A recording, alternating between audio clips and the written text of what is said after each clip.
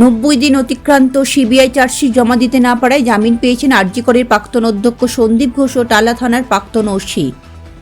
তারপর থেকেই ওঠে প্রতিবাদের ঝড়। আর শহরের রাস্তায় পরপর প্রতিবাদ। একদিকে জুনিয়র চিকিৎসক ও নার্সরা মিছিল করছেন করুণাময়ী থেকে সিজিও কমপ্লেক্স পর্যন্ত, অন্যদিকে রানী রাসমণি অ্যাভিনিউতে ডাক্তারদের বিক্ষোভ। প্রতিবাদে পথে নেমেছেন তিলোত্তমার মা-বাবাও। এরপর এদিন 8 জন জুনিয়র চিকিৎসকদের প্রতিনিধি পৌঁছান সিজিও কমপ্লেক্সের দিকে। রানী রাসমণি অ্যাভিনিউতে যে মিছিল চলছে সেখানে পুষ্পতুল পোড়ানো নিয়ে বাঁধে গণ্ডগোল। বিক্ষোভকারীদের দাবি তাদের মিছিলে বাধা দিচ্ছে পুলিশ। অপরদিকে তিলোত্তমার বাবা বলেন, আর কি, এভাবেই বিচারের জন্য আন্দোলন আরো জোরালো করতে হবে, পথে নামতে হবে। যেখানে যেখানে আন্দোলন হবে এখন অ্যাটেন্ড করবো সব জায়গায়। রাস্তাই একমাত্র আমাদের রাস্তা। সিবিআই দেওয়া উচিত ছিল, দেয়নি। তার জন্য আজকে প্লাকার্ড বেরিয়েছে, সেটিংসের প্লাকার্ড বেরিয়ে গেছে অটোমেটিক। কারণই এটা। আমরা চেষ্টা করছি আন্দোলন জোরদার করে বিচার ছিনিয়ে আনা।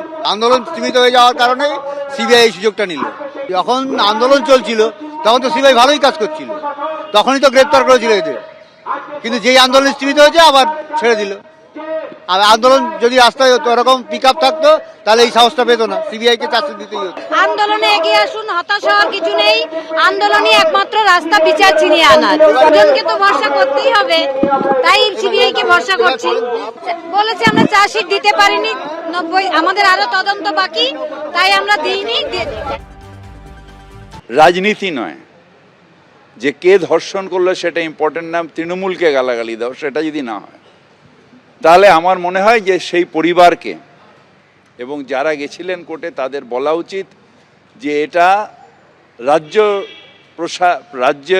ইনভেস্টিগেশন এজেন্সি, সেটা সিআইডি হতে পারে বা ডিডি হতে পারে, যেটা সিট গঠন করে যে তার হাতে এটা ফিরিয়ে দেওয়া হোক। ব্যুরো রিপোর্ট, লটারি সংবাদ।